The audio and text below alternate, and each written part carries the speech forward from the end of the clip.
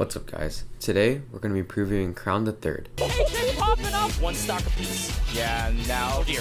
Oh wait, he might be dead! He's dead! All the way over! He wins Crown 2!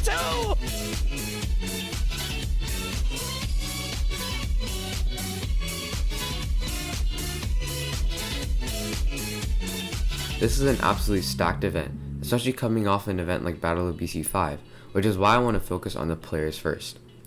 First, of course, we have Spargo, who is widely deemed the best player in the world at this point and has been on a rampage for this first half of 2023. He was killing it at the end of 2022, but his placings at Genesis 9 and Summit 6 worried a lot of people. However, since then, Spargo has taken first at every in-person major he's gone to, including Major Upset, Kaguribi 10, and Battle of BC 5. Tweak, MKLeo, and Light are also in attendance at Crown, and have all gone toe-to-toe with Spargo. And we haven't seen them play each other in a while, with the most recent matchup between them being Spargo versus MKLeo at Major Upset 2 months ago.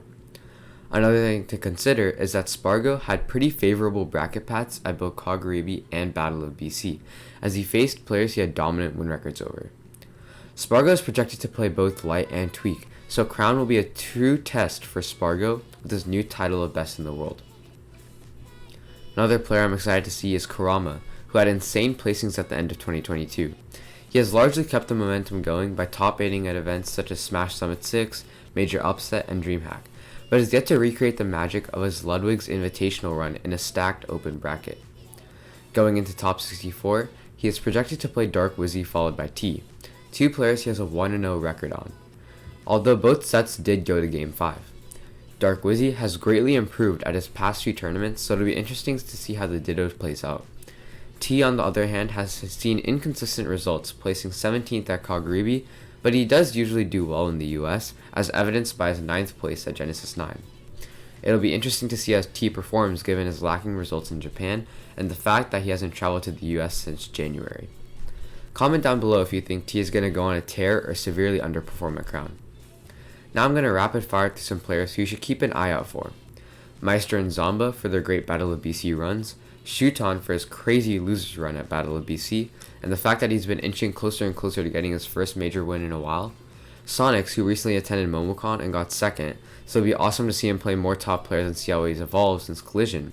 And finally, of course, MKLeo, who is switching back to Joker Byleth and will throw in some Meta Knight and Aegis for players like Zomba and Sonics. He's done this before and it worked out, but he fell back into playing Aegis, so we'll see if this time he can claim the title of number 1 back. Now let's look at some more general trends happening at this tournament. First up, I want to talk about Palu. All three of the big Palu players, being Chag, Chase, and Louis Money, are in attendance with the addition of Quinn, and they're all seated similarly in the high 20s. With this tournament, we could see a revival of Palu in the meta. Palu's results have largely fallen off in the past year, but are recovering with both Chase and Louis Money getting top 8 at DreamHack, and Chag getting 25th at Battle of BC, a huge improvement over not making top 64 at both Genesis and Collision. Palu is considered a pretty basic character, especially in the meta of characters with exceptional stats in one area or one broken move. However, Palu does have an even matchup spread, and now with teleport cancelling optimization, more nuance is being added to her gameplay. Chase proved this by upsetting Riddles at Genesis, which is a huge showcase for Palu's relevance in the meta, and Jen even went Game 5 with Akola at Let's Make Moves Miami. I think if the Palus do well in this tournament, it'll open a lot of people's eyes. Next, I want to talk about Yanni's return to majors. After his announcement in January that Let's Make Big Moves would be his last major, Yanni seems to be back to competitive Smash. Since then, he's been playing in DFW locals, which happens to be my scene. Although he initially registered and was seeded for Crown, he unfortunately can't make it, but I hope to see him at other majors this summer.